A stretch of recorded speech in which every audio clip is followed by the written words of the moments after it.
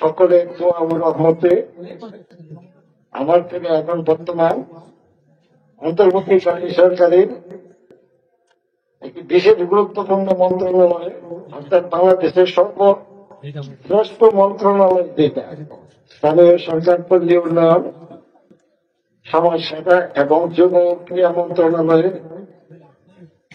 উপদেষ্টা।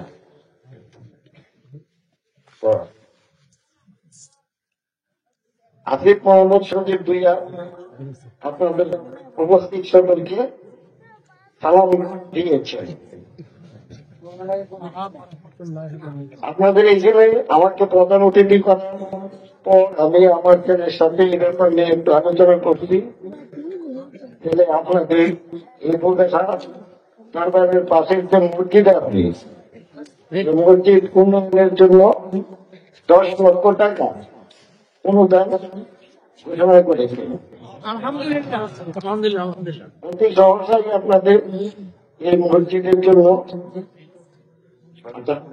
বরাদ্দ চলে আসবে এবং আপনারা যারা এখানে মুসলিম আছেন এবং অত্র মসজিদের কমিটি আছে যেখানে এটার এই বরাদ্দের কাজটা করলে সুন্দর হবে, সেটা আপনাদের ইচ্ছা অনুসারে ওই টাকাটা এখানে কাজে লাগাবেন।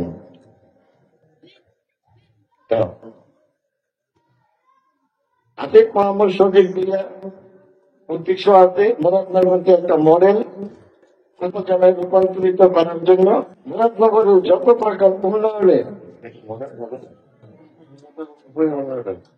মুরাদনগর উপজেলা যত প্রকারের উন্নয়নের কাজ দরকার আছে সবগুলোই সে পড়বে এবং সে যথেষ্ট আন্তরিকতার সাথে মুরাদনগরের কাজগুলোকে এই অল্প সময়ের ভিতরে সম্পূর্ণ করার জন্য যথেষ্ট চেষ্টা করতেছে।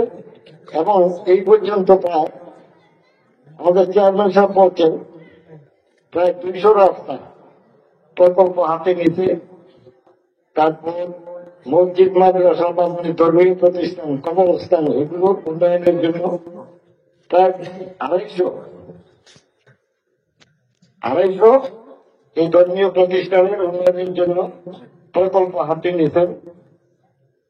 30টা হাই স্কুল এবং কলেজের নতুন ভবন নির্মাণের জন্য একটা পরিকল্পনা আছে। অর্থাৎ এক কথা মুরাদনগরের উন্নয়নের জন্য যত প্রকার চাহিদা আছে সবগুলা পূরণের জন্য চেষ্টা করে যাইতেছে এবং আশা করি এগুলো আপনাদের যদি দোয়া থাকে তাহলে এগুলো সুসম্পন্ন হবে। আর আসিফ মাহমুদ আসিফপুর ইউনিয়নের তথা মুরাদনগরের মাটিও মানুষের সন্তান।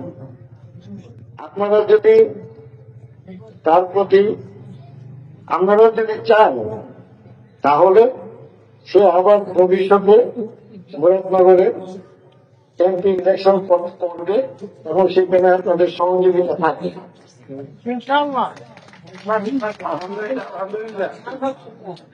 আমরা আমাদের সবাই তার পাশে থাকতে